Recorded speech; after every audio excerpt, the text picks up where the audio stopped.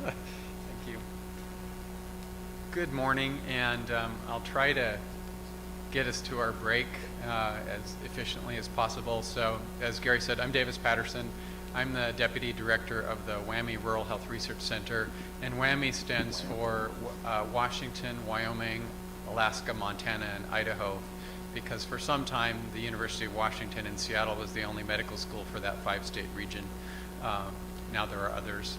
And we're a federally funded Rural Health Research Center, one of 8 in the country, and so based in Seattle.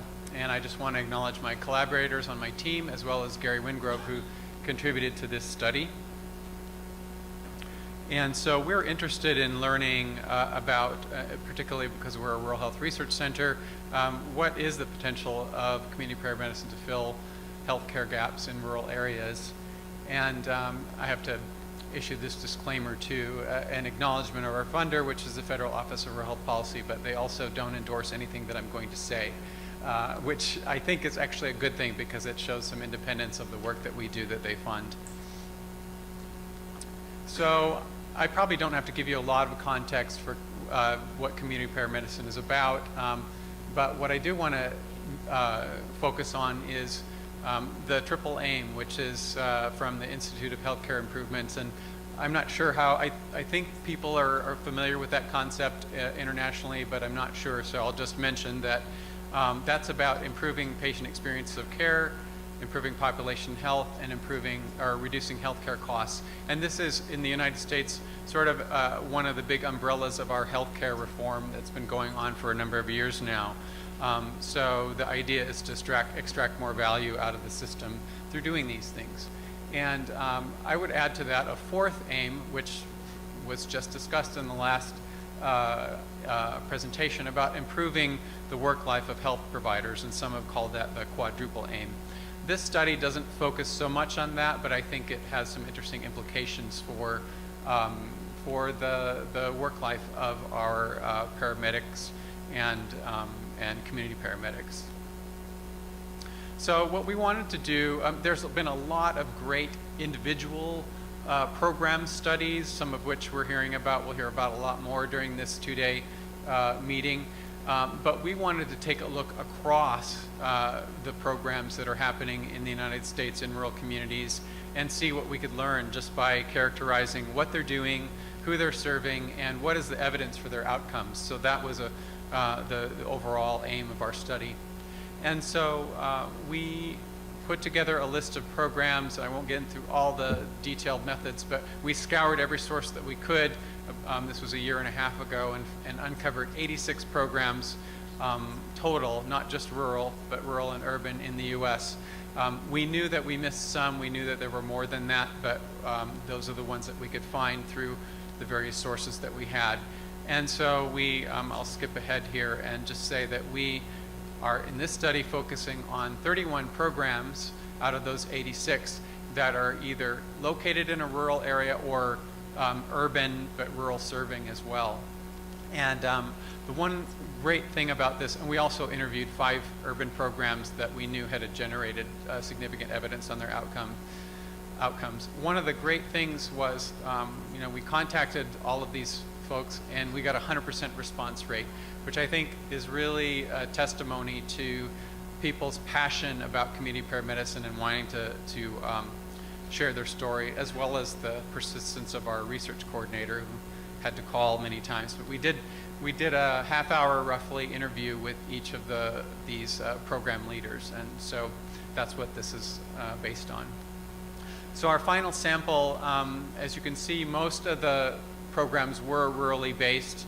Super rural is a special designation for EMS reimbursement for the more remote services, and then rural, and then we had 8 agencies that were both rural and urban in their service area coverage. The largest group of these organizations, paramedic services that the community paramedicine programs were based in, were standalone, or what we call third service. About a third of them were hospital based, and then most of the remainder were fire department based. So the service area populations ranged from about 2,000 to just over 2 million, depending on whether it was completely rural or one of the urban programs that serve rural areas. And these programs, as you're probably well aware, are quite young overall. Most of them were under 3 years old, had been in existence less than 3 years. And in terms of staffing, one of the things that we found, which we were interested in knowing, was that most of the community paramedics do this as a part of their position. Most of them are employed full-time, and the median amount of time that they devoted to community paramedicine was about 40% of their time.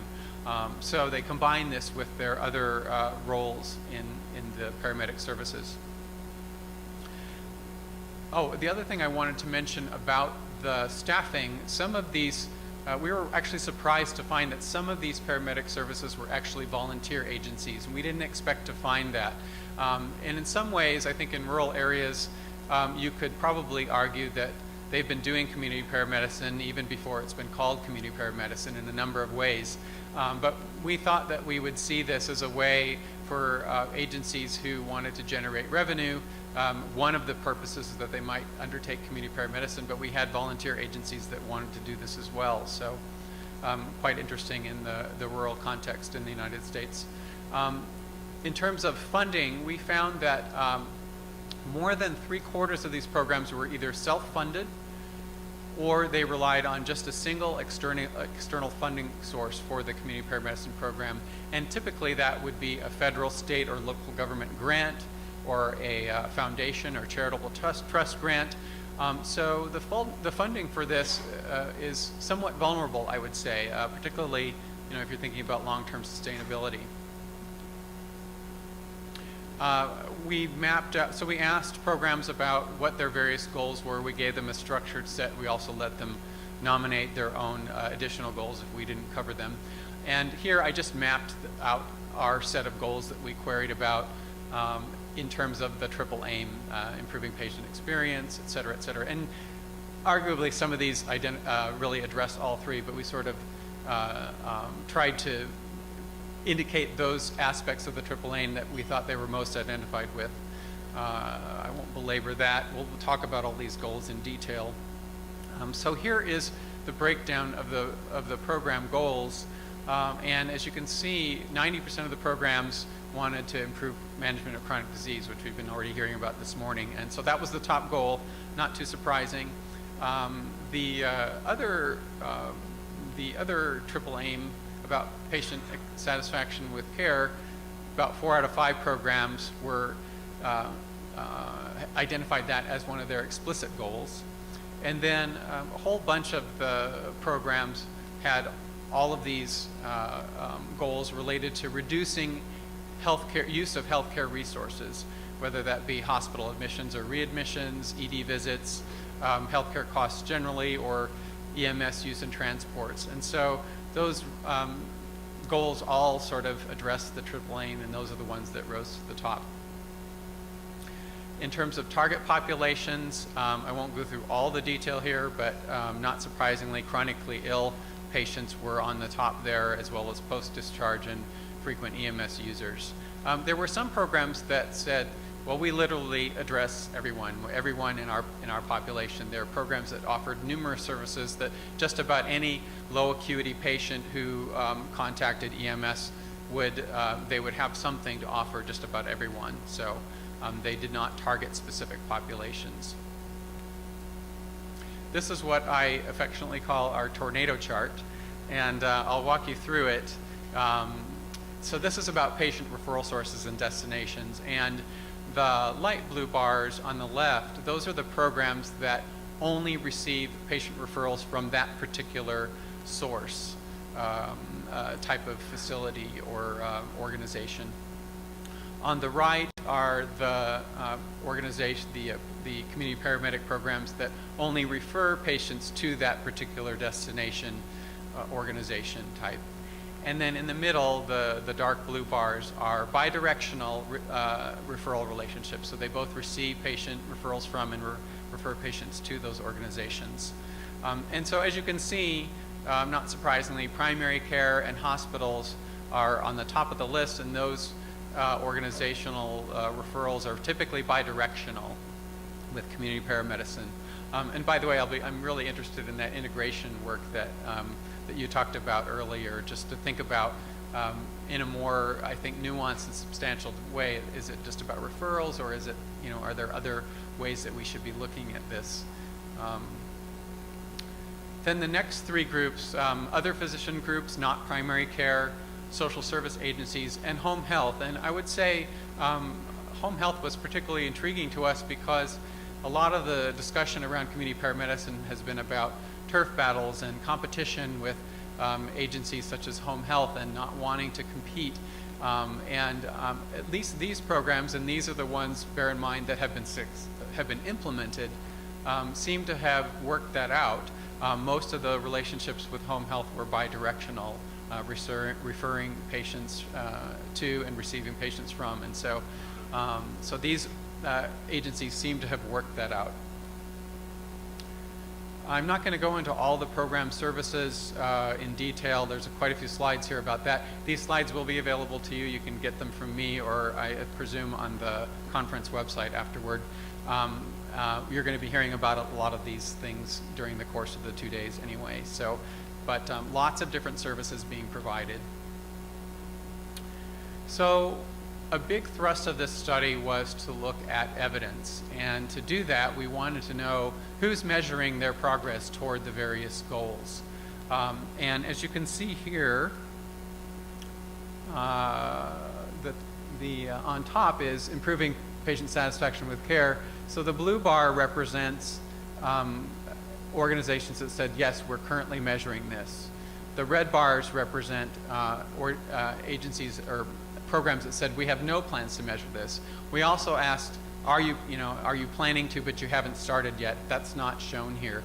So this is just those who are currently measuring and those who have no plans to measure that. So improving patient satisfaction, the top goal measured by most programs. And then you've got all these reducing admissions, reduce, refer, reduce. So all of these big triple aim goals about reducing costs and use of healthcare resources, most programs are trying to measure that. They're trying to show their value. What was perhaps a little surprising to us is that this, remember, was the top goal. 90% of programs want to improve management of chronic disease, but just about 2/3 of them are measuring it, and about 1/3, my pointer in the right place here, said they have no plans to measure this. And I think it's probably not for lack of wanting to, but I think it's very difficult for programs to measure some of these outcomes, particularly, and I'm not sure how this plays out in other countries, but in the US, there's not as good of data linkages across the different care settings. And so it's a little difficult sometimes to figure out, well, we did this, but what was the ultimate outcome for that patient?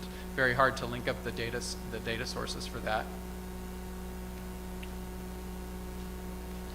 So overall, I'd say our big headline is that evaluation findings are very promising, but they are preliminary. And we asked if you had generated outcome data, could you share that with us? So 20 of the 31 rural programs or rural serving programs had generated outcome data, about 2/3. And we received from 13 of them their evaluation outcomes. Now these, in many cases, were very informal. Sometimes it was just on the phone. Yeah, well, we've saved this much money and we've reduced hospital admissions by this amount. They didn't have anything really written down, or they didn't have a report. Many of them were or some of them did have sort of internal reports, or they wrote us an email. So there was one longitudinal case control design, very well done study. But otherwise, as far as we could tell, there weren't evaluations that use control groups or other rigorous methods of evaluation. So that's a big caveat, and that's an area where we need to do more work. And so I've included here, I'm not going to go through all the detail, but there's a number of slides that go through the various desired outcomes, and then our attempt at aggregating the data on those. So I'm just going to give you a couple examples here. So there were 5 programs that we could sort of look across and aggregate outcomes, and we found that for reducing hospital admissions and readmissions, Across these 5 programs, they reported that they had avoided 655 hospital admissions or readmissions. And you had very encouraging results, such as 76% reduction in total hospital readmissions, 44% for heart failure patients, and so on.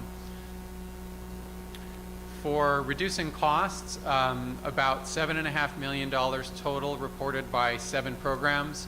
Now, this was not over any standard time period, because every program was operating in a different time period. So, but just altogether, about $1 million per program for these 7 programs on average over various time frames. Then improving patient satisfaction with care. Remember that first one of the triple aim goals.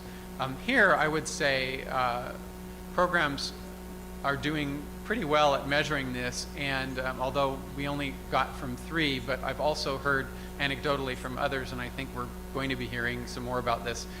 Typically, when you talk to patients, once they understand what community paramedicine is and receive the services, their satisfaction is very high. 4.9 out of 5 on a satisfaction scale, 99% recommending the program to someone else. And so I think this is the area where we are starting to see some really convincing evidence.